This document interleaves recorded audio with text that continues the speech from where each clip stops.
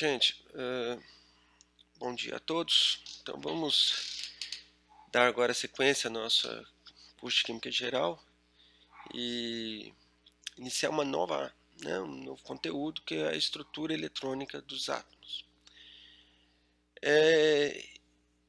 Este curso, nós vamos iniciar falando de alguns conceitos. Não pretendemos aqui, de jeito nenhum, entrar nas questões matemáticas relacionadas à física, porque é uma física mais avançada. Inclusive a matemática envolvida é uma matemática que foi desenvolvida especificamente para resolver as equações da física. Mas o que nos interessa aqui são os resultados e os conceitos. Alguns desses conceitos vocês já viram muito na televisão, nos filmes, filmes de ficção científica. Então, esse é o nosso objetivo. Então, nessa primeira aula, nós vamos fazer duas coisas. Primeiro, fazer uma pequena revisão sobre alguns conceitos de física, que vocês já devem ter visto ainda no ensino médio. E depois, nós vamos falar desse conceito de quantização de energia, como que ele surgiu. Tá bom? É algo muito diferente, eu diria, abstrato, mas ele é a base de toda a química hoje. Então, todas as vezes que vocês forem usar vários conceitos, vários dispositivos, inclusive os smartphones de vocês aí, vocês estão usando conceitos da física quântica, tá bom? Vamos lá. O primeiro conceito que nós temos e que eu quero revisar com vocês é o conceito de ondas. Então, aqui nós temos o conceito de onda. Aqui está desenhado uma onda, algo que oscila. Essa onda, ela tem o que a gente chama de comprimento de onda, que está aqui. Então, você pode pegar entre duas cristas ou pegar dois vales, eles se repetem igualmente, E aqui nós temos a amplitude desta onda. Então, imagine uma corda de violão ou mesmo uma corda quando você está pulando. E a frequência, ou seja, que ela oscila, porque ela vai estar oscilando, então ela está aqui oscilando e fazendo isso aqui. Tá? Então, ela sobe e desce aqui. Esse ponto é chamado de nó, tá certo? Esse ponto aqui é chamado de nó, porque nesse ponto aqui a corda não varia de posição, apenas o resto. E a velocidade, a frequência com que ele oscila é chamada de frequência. Quando nós tratamos de ondas eletromagnéticas, então esta onda, a gente sabe a velocidade dela, que é a velocidade da luz, que é cerca de 3 vezes 10 a 8 metros por segundo. Para vocês terem uma ideia do que isso significa, em um segundo a luz dá 7 voltas e meia em torno da Terra. Então é uma velocidade muito grande. E isso está relacionado com o quê? A velocidade de uma onda, pensa aí numa onda do mar, por exemplo, das águas no mar, a onda oscilando e se propagando, ela vai ser proporcional à frequência vezes o comprimento de onda. Então, quantas vezes que esse comprimento de onda aqui se repete no tempo? Então, essa é a velocidade dela. Como nós sabemos a velocidade, então nós definimos. Se nós sabemos a frequência, automaticamente nós sabemos o comprimento de onda. Observem vocês que quando a gente fala de onda eletromagnética, o comprimento de onda vai ser dado pela letra lambda e a frequência pela letra ni, sempre. Tá certo? E observa que se eu tenho a frequência, eu tenho a velocidade, consequentemente eu tenho o comprimento de onda. Tá certo? Esse que é o jeito de nós pensarmos. O segundo é o seguinte: nós temos aqui a luz do visível, as ondas eletromagnéticas, é a luz. Só que na luz do visível, somente os comprimentos de ondas que estão entre 420 nanômetros e 700 nanômetros, é aquela faixa do comprimento de onda que está relacionado com esta frequência, 10 a 14 Hz, que é segunda menos 1, Hz é segunda menos 1, que está relacionado à luz que nós podemos ver, ou seja, que sensibiliza o fundo dos nossos olhos, né? As ondas eletromagnéticas, elas são compostas de dois componentes. Um é um campo elétrico, que está aqui, e ortogonal a ele, nós temos um campo magnético. Ele se propaga, né, desta forma. Então, sempre um ortogonal ao outro, campo elétrico e magnético, que vai oscilando ao longo deste caminho. Tá certo? Vamos lá então para o próximo slide. Pois bem, qual que é a natureza, né, então, dessa onda, né? Então nós estamos olhando aqui o comprimento de onda que é dado, né? E que é mostrado é que nós temos duas ondas, uma com comprimento de onda maior, outra com comprimento de onda menor. Logicamente, a frequência vai ser maior, tá? Então, esta é a nossa constante, a velocidade da luz, e o comprimento de onda geralmente é dado em metros ou em unidade de medida, né? Metros, nanômetros, centímetros, tá? E a frequência geralmente em segunda menos 1. Pois bem, como é que a gente sabe que uma onda, quais são as propriedades desta onda? Duas propriedades, nós vamos estar bastante interessados nela. Uma é a possibilidade da interferência, ou seja, quando você tem duas ondas e elas estão em fase, quando uma passa pela outra, ela aumenta a amplitude. E em seguida, cada uma continua no seu segmento. Então, esse é o caminho que vai se passando. Quando a onda está defasada, ou seja, ela está aqui no pico e aqui o vale, e elas se encontram, o que acontece? Se destrói a onda. Destrói como ela acabou? Não, não acabou não, porque em seguida ela continua. Tá? Como é que a gente pode perceber isso? Quando você está numa piscina, né, e você faz uma água parada, você joga uma pedra aqui e outra pedra aqui, você gera ondas que se propagam.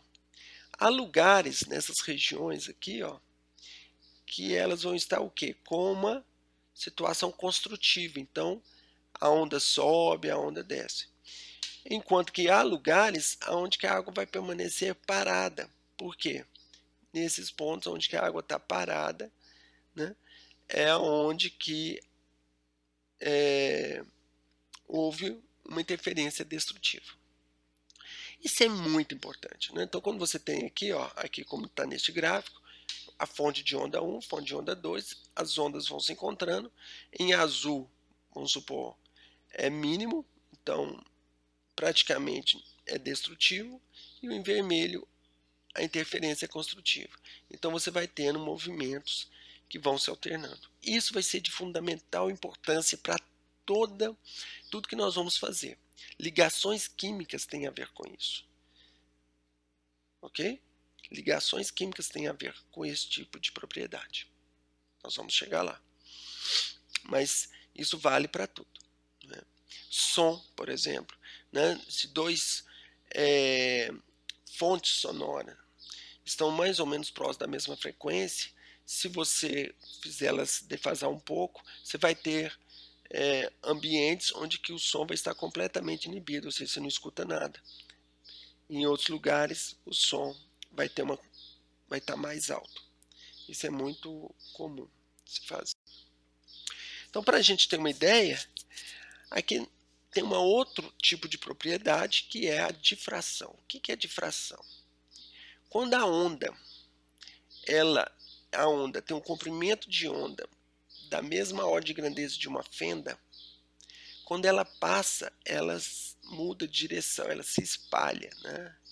Ela vem para cá, vai para a linha reta.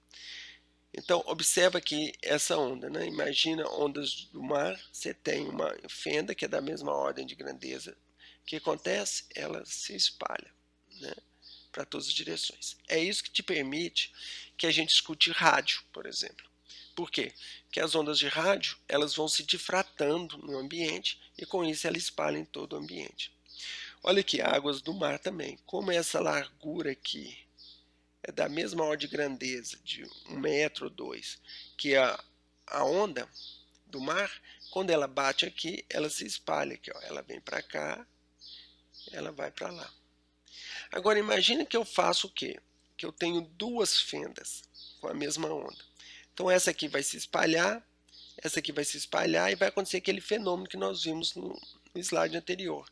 Observe, aqui essa região está praticamente inibida, ou seja, não tem onda. Por que então? Porque as duas ondas se encontraram aqui de forma a inibir, destrutiva, é uma superposição destrutiva. Enquanto que aqui você tem uma onda que está maximizada, né? Então, essas duas propriedades são importantes, interferência e difração. Toda vez que você quer saber se um determinado fenômeno é ondulatório, você tem que olhar. Essa onda tem difração? Essa onda tem interferência? Tá certo? Se nós olharmos por aqui, ó, se a gente tivesse uma barreira aqui detectando, nós vamos ver o quê? Um fenômeno assim, não. Máximo, mínimo, máximo, mínimo, máximo, mínimo. Tá certo? Isso aqui é interessante.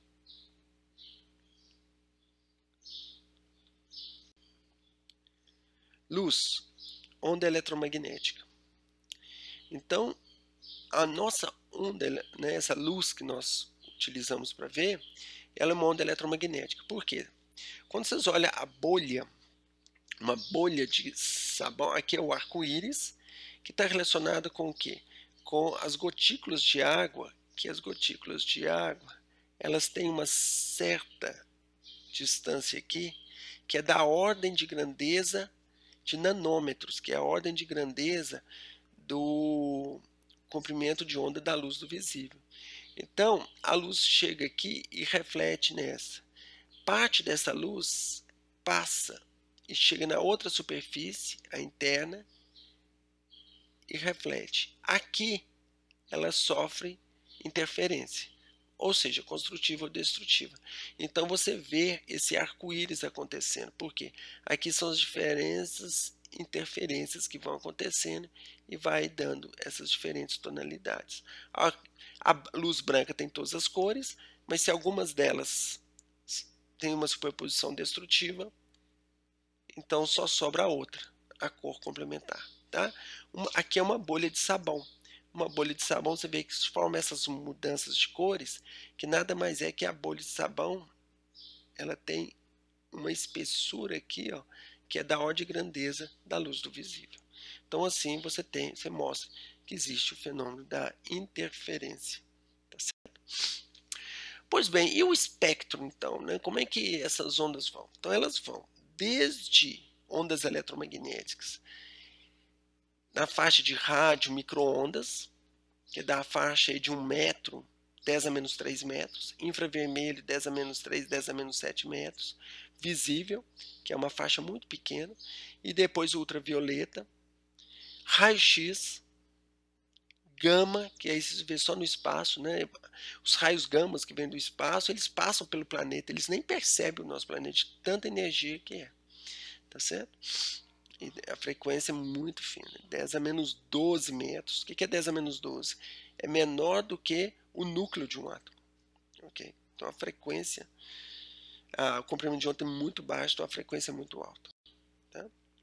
Aqui é uma outra forma da gente ver. Então aqui é bom que dá aqui as distâncias. Olha o que você vê. As ondas de FM é na ordem de 1 metro. Por que quando você sai, né, da cidade, você não consegue pegar a rádio FM mais? Mas a rádio AM geralmente você consegue pegar. Por quê? Porque o comprimento de onda da rádio AM é da ordem de 100 metros. Então os prédios já fazem essas fendas que faz com que difrata a onda. Então você consegue ir mais distante.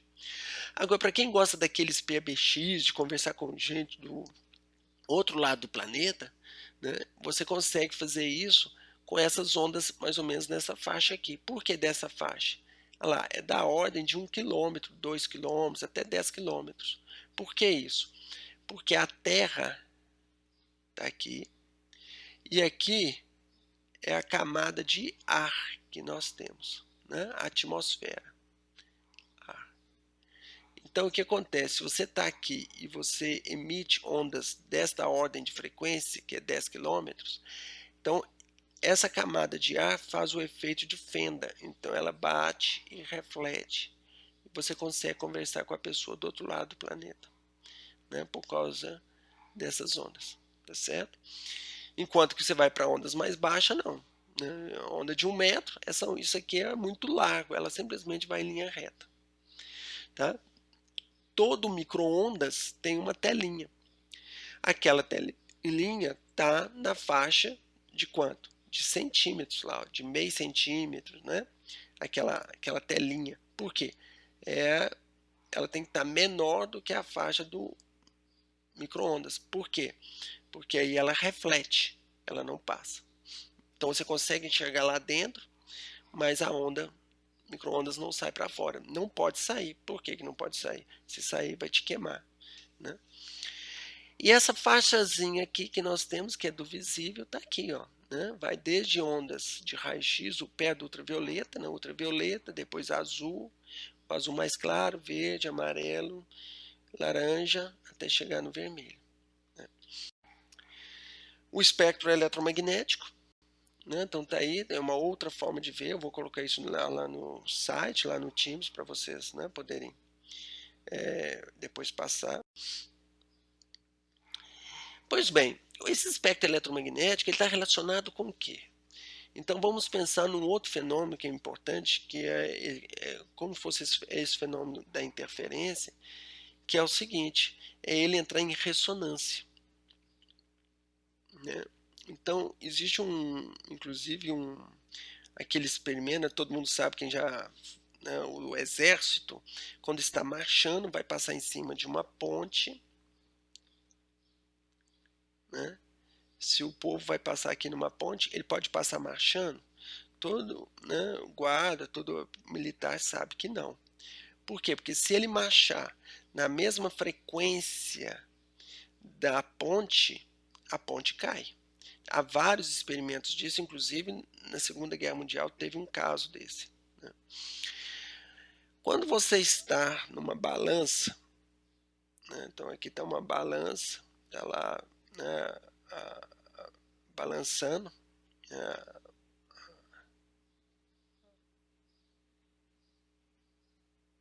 aqui tem uma pessoa sentada aqui, né, eu não sou muito bom para desenhar, e balançando aqui, tá? E balançando. Então ela vai e volta, né? Ela faz esse trajeto aqui.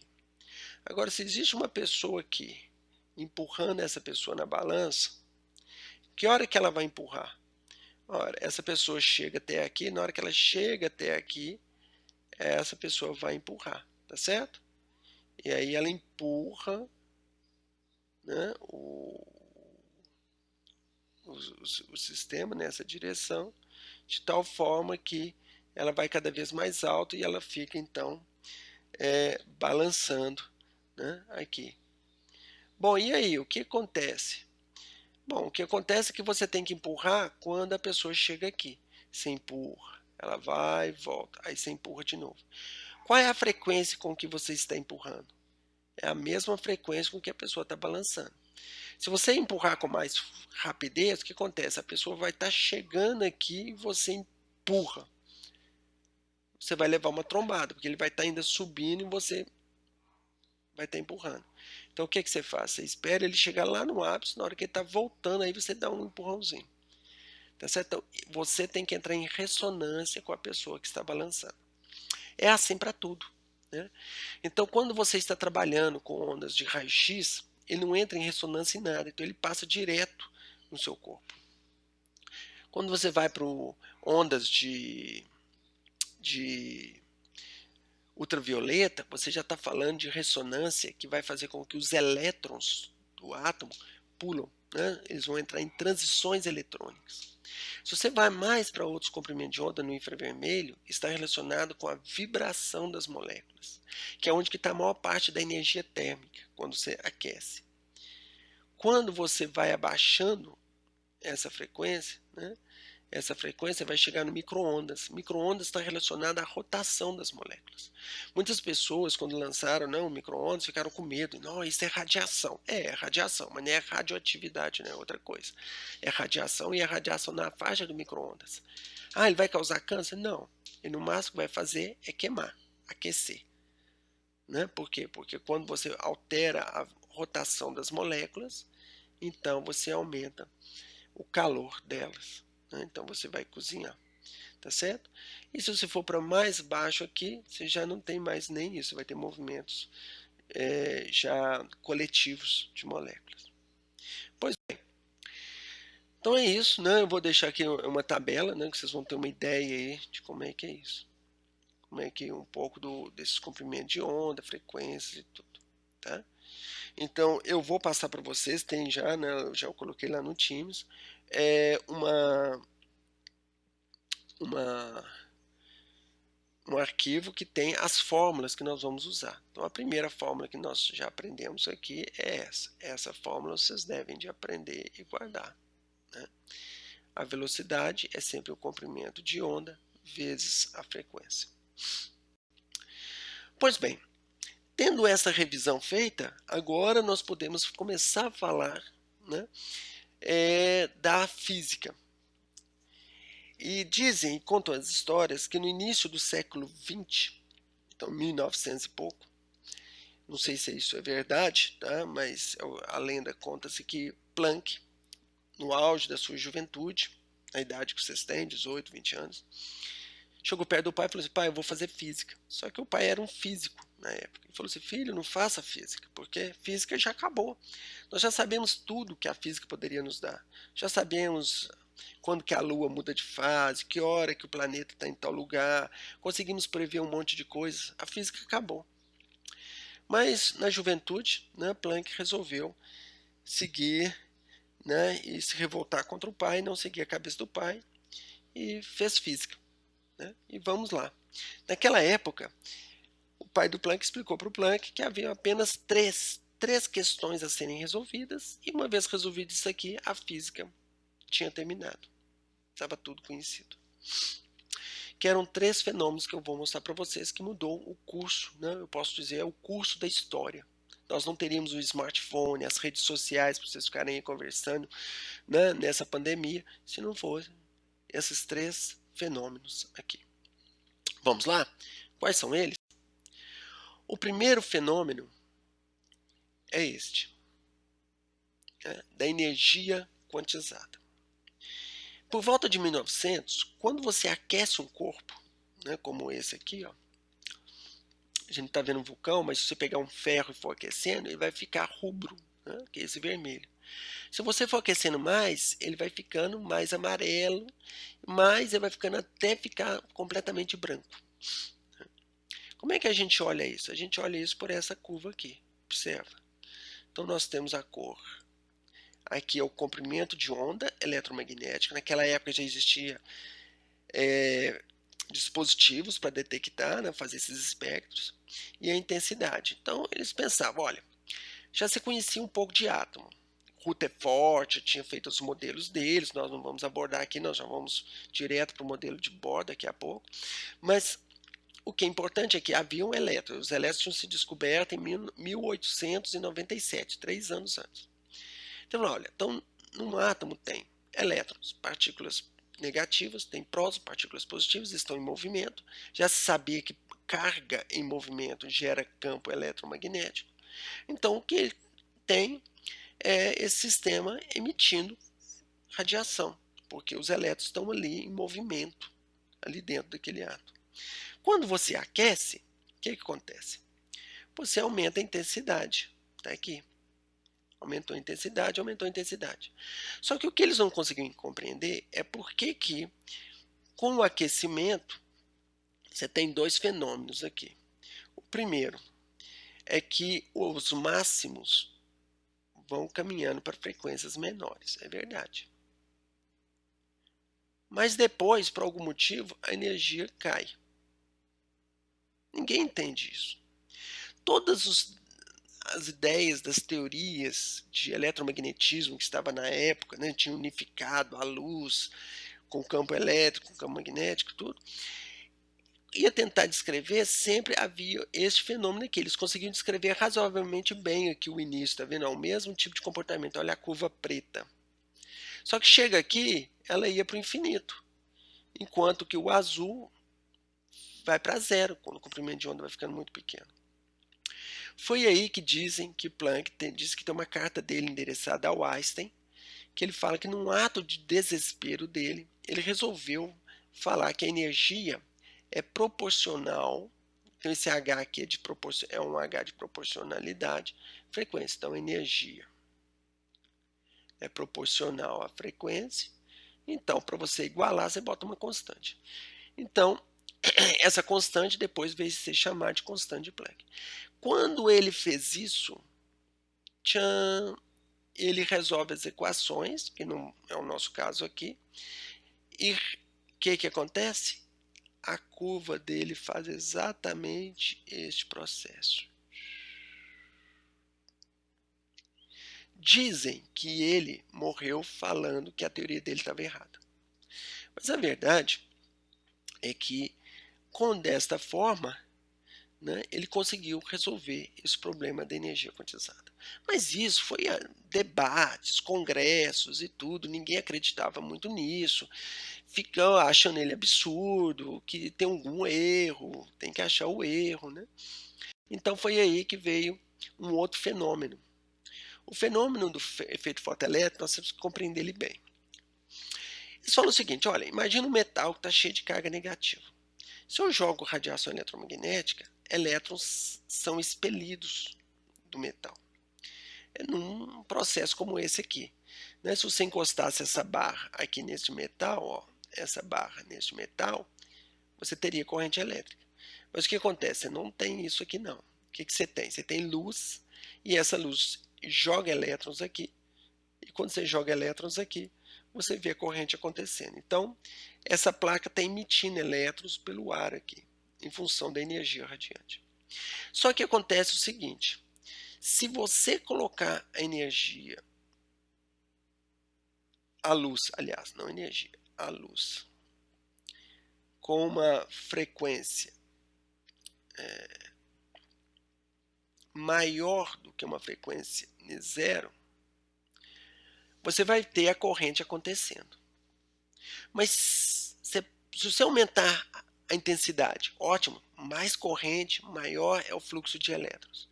Agora, e se eu diminuir a frequência? Se ela for menor do que esse Ni0, isso vai depender de cada metal, não adianta, você pode aumentar a intensidade do jeito que for, você vai até derreter esse metal. Tem isso nos museus de Dresden, por exemplo, na Alemanha, mostrando os experimentos que eles faziam na época. Mas não vai conseguir expelir nenhum elétron. A frequência é importante e tem que ser maior do que um certo Ni0. Foi aí, então, que Einstein, né, aqui explicando, né, o fenômeno, então você joga a luz, não sai elétron, a partir de uma determinada frequência sai elétrons. Então, o que o Einstein fez foi, olha, vou pegar a ideia de Planck e vou fazer o seguinte, eu tenho tipo uma piscina, né, com elétrons, só que eu sei o quê? Que a energia mínima para arrancar isso aqui é uma certa energia Ni0. E ele vai estar relacionado a H0. Então ele assumiu que cada elétron só pode receber um múltiplo de Hni. Então o que ele fez? Olha, quando eu jogo, incido aqui uma luz cuja energia é maior do que Hni0, ora, parte dessa energia é para arrancar o elétron. E o resto, o que está a mais do que o Hni0, ele se transforma em energia cinética. Tá lembrado? K é energia cinética. Tá lembrado da fórmula? M meio da massa vezes velocidade ao quadrado. Então, com isso, a partir daqui, ele foi e explicou o efeito fotoelétrico. E isso fez ele ganhar o prêmio Nobel. Ele não ganhou o prêmio Nobel por causa da teoria da relatividade. Ele ganhou pelo efeito fotoelétrico. Tá?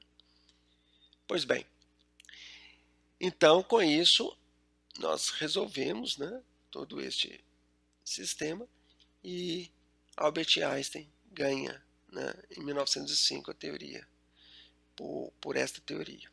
Ó, gente, com 24 anos, tá? Ele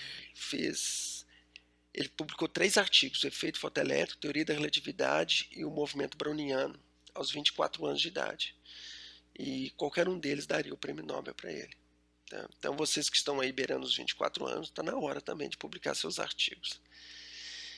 Pois bem, então essa é a ideia. Né? Então, você tem uma energia mínima aqui, essa aqui está relacionada com a energia igual a Hν0, então está relacionado com a frequência mínima que a luz tem que ter. E claro, né, essa é a luz que chega, então o que sobrou vira energia cinética. Tá? Então você consegue gerar gráficos desse jeito. A radiação eletromagnética em função da frequência, e você consegue achar aqui o Ni0 em função desse ponto. Pois bem, então aqui é um outro, né? Esse aqui é o experimento mesmo, ele é feito assim, né? Porque você não consegue fazer com que o elétron saia e fique com energia cinética igual a zero. Então você gera um gráfico, depois você extrapola para quando a energia cinética é zero. E aí então você acha qual que é o Ni0 de cada metal. Pois bem, e o último é o do espectro, né? O espectro de emissão.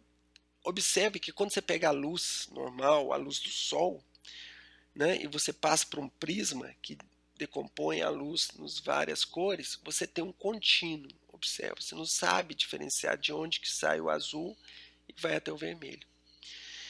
Mas aí o que eles fizeram? Eles fizeram uma lâmpada, colocaram aqui uma carga, né, um dispositivo aqui para você fazer uma faísca aqui de elétrons passando aqui. E dentro aqui desse bulbo você colocou hidrogênio. Vamos pegar aqui o mais simples dos gases, né? Claro que eles vão começar pelo mais simples. E quando sai aqui, você vê uma luz branca. Mas quando você decompõe ela, o que acontece? Ela não tem todas as radiações, ela só tem algumas. Observa, 1, 2, 3. E nesse meio aqui não tem nada, ó. Nesse meio aqui não tem nada. Então lá tem os valores bem definidos. A pergunta que eu faço, né, o que está acontecendo? Ora, eu não estou jogando ali uma descarga elétrica? Estou. Não está saindo a luz? Tá. Não tem. Não deveria ter de todas as cores, porque eu não tenho controle, eu estou jogando ali, né, radiação, e então está batendo ali, né, os elétrons estão passando e trombando nos hidrogênios, então está fazendo uma bagunça, não deveria ter todas as cores, mas não tem. Então, esse é um fenômeno que começa a falar, olha, a gente sabe que isso tem a ver com a estrutura do átomo, mas por que a estrutura do átomo faz com que tenha linhas bem definidas e não um espectro? Aliás, o elétron está lá e ele pode adquirir qualquer velocidade, não pode? Né? Você imagina isso, é igual uma roda de bicicleta, você coloca qualquer velocidade. Será que no átomo isso não é possível? Por quê? Então, esse é um aspecto que fica aí para a gente entender. E olha como é que as linhas são bem definidas e elas vão se aproximando. 1, 2, 3. Né? Então, quando você faz a lâmpada e ela passa no espectro, aparece um fenômeno como esse de cores. Tá? E quando você vai em todas as frequências, você vai vendo que você tem aqui, ó, uma série, uma outra série. Tá vendo que aqui vai se juntando, ó, longe, depois mais perto, mais perto, mais perto, mais perto, até pertinho. Então aqui tem uma outra, aqui tem uma e aqui tem outra. Essa aqui que é do visível. Então, quando você faz a lâmpada de hidrogênio, que nós não usamos economicamente, porque ela é muito fraquinha, e nós vamos ver por que ela é fraca, né? É a série que é parcialmente visível, tá bom? Essa aqui já cai no infravermelho. Olha lá, o comprimento de onda é maior, né? O comprimento de onda vai diminuindo, a frequência vai aumentando. Então, você vai para mais energético, tá bom? Então, não esqueçam disso, né? Então, se a energia é igual a HNI, e eu sei que C é igual ao comprimento de onda vezes HNI, eu posso substituir. Então, isso aqui é igual a HC sobre lambda. Então, quanto maior é o comprimento de onda, menor a energia. Quanto menor o comprimento de onda, maior a energia, maior a frequência. Pois bem, então essa foi a nossa aula, sua primeira aula, né? E agora, na próxima aula, nós vamos falar como que esses experimentos permitiram desenvolver um modelo atual, moderno, da estrutura dos átomos. Tá bom? Então paramos por aqui hoje. Um abraço a todos.